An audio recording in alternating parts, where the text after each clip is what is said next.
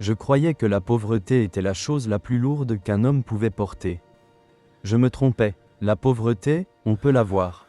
On peut la toucher. On peut la compter, même si ça fait mal. Mais il existe des choses plus lourdes que ça. Des silences, des regards, des phrases qu'on n'ose pas terminer. Je m'appelle Moussa, et pendant des années, j'ai cru que ma seule mission dans cette vie était simple.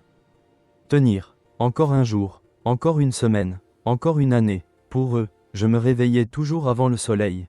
Pas parce que j'étais discipliné. Pas parce que j'aimais travailler. Je me réveillais parce que l'inquiétude ne dort jamais. La maison était petite. Trop petite pour 5 personnes. La chaleur restait coincée sous la tôle du toit. L'air manquait parfois. Je restais quelques secondes allongé, à écouter. La respiration d'Aïcha, tournée vers le mur. Le léger sifflement d'Ibrahim quand il dormait. Les mouvements de Mariam qui parlait parfois en rêve. Le silence de Yacine, déjà silencieux même dans son sommeil. Puis je me levais. Je regardais mes mains avant de sortir. Elles n'étaient plus vraiment des mains. Elles étaient devenues des outils. Des outils fatigués. Je faisais tout. Charger des sacs au marché. Porter des briques sur les chantiers. Aider à décharger des camions. Je n'avais pas de métier. J'avais des besoins. Le soleil frappait fort. La poussière collait à la peau. La sueur brûlait les yeux.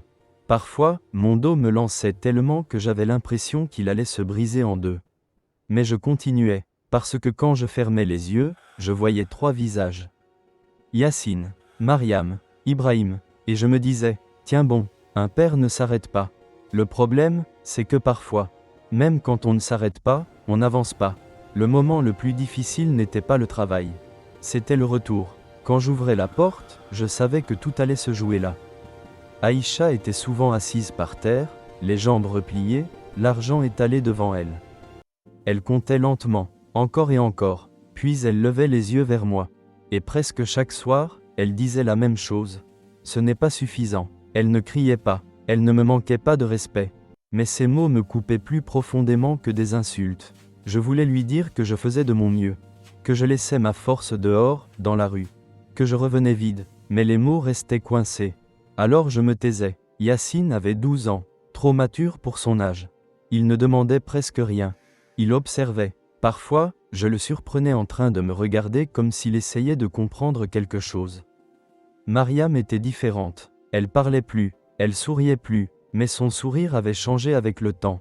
Il était devenu fragile. Ibrahim, il était encore petit, mais son corps était maigre. Et quand il tombait malade, je sentais mon cœur se serrer. Je me suis souvent demandé, est-ce qu'ils étaient fiers de moi? Ou est-ce qu'ils avaient déjà compris que je n'étais pas assez? Aïcha n'était pas une femme méchante. Elle était fatiguée, comme moi, mais sa fatigue était différente. Elle parlait moins qu'avant, elle riait rarement, et parfois, elle me regardait comme si elle hésitait à dire quelque chose. Il y avait aussi ces petits détails. Son téléphone qu'elle gardait toujours près d'elle. Les appels qu'elle prenait dehors. Les conversations qui s'arrêtaient quand j'entrais dans la pièce. Je remarquais, bien sûr que je remarquais, mais je choisissais de ne pas poser de questions. Parce que poser une question, c'est accepter qu'une réponse puisse tout casser. Et je n'étais pas sûr d'être prêt à tout casser. Un après-midi, Yacine est rentré plus tôt de l'école. Il a juste posé son sac. Et il a dit, « Papa, le maître dit que je dois rester à la maison jusqu'à ce qu'on paye. » Je n'ai pas su quoi répondre. J'ai hoché la tête. Je me suis senti petit. Ce soir-là, Aïcha a dit, « D'autres hommes s'en sortent. » Elle ne m'a pas regardé en le disant. Mais moi, j'ai entendu. Je l'ai entendu longtemps après qu'elle se soit tue. Cette phrase a commencé à vivre dans ma tête. Elle ne me quittait plus. L'idée de partir n'est pas arrivée d'un coup. Elle s'est installée doucement, comme une voix qui murmure. Je pensais à ceux qui partaient à l'étranger. Ils revenaient bien habillés. Ils envoyaient de l'argent. On les respectait. Je me suis demandé, et si je me battais au mauvais endroit? Peut-être que le problème n'était pas moi. Peut-être que le problème était ici. Plus j'y pensais, plus l'idée devenait nécessaire. Partir, souffrir ailleurs, revenir plus fort. Je voulais que mes enfants soient fiers de moi. Je voulais qu'Aïcha ne soupire plus en comptant l'argent. Quand j'ai annoncé que je voulais partir, le silence est tombé. Mariam a commencé à pleurer immédiatement. Ibrahim s'est accroché à moi. Yacine est resté immobile. Aïcha, elle m'a regardé, longtemps, puis elle a dit, « Tu nous laisses seuls ?» J'ai répondu, « Je pars pour vous. » Je croyais que c'était la vérité. Aujourd'hui, je ne sais plus. La veille, je n'ai presque pas dormi. Je pensais à tout, au voyage, au travail là-bas, à la peur. Je me suis levé dans la nuit pour boire de l'eau. Et c'est là que je l'ai entendue. La voix d'Aïcha, basse, pressée. Elle disait, il ne doit jamais savoir. Je me suis figé. Je ne sais pas à qui elle parlait. Je ne sais pas ce qu'elle voulait dire. Mais ces mots, ils sont entrés en moi comme une lame. Je suis resté là quelques secondes. Puis je suis retourné me coucher. Je n'ai rien demandé. Je crois que j'avais peur de découvrir que la pauvreté n'était pas notre seul problème. Le matin du départ, les enfants pleuraient. Ibrahim ne voulait pas lâcher ma jambe. Mariam ne levait pas les yeux. Yacine serrait les dents. Aïcha ne pleurait pas. Elle me regardait. Il y avait quelque chose dans ses yeux. Pas de la colère, pas de la tristesse, autre chose, que je n'ai pas su lire. J'ai pris ma petite valise. Je suis sorti. Je n'ai pas osé me retourner.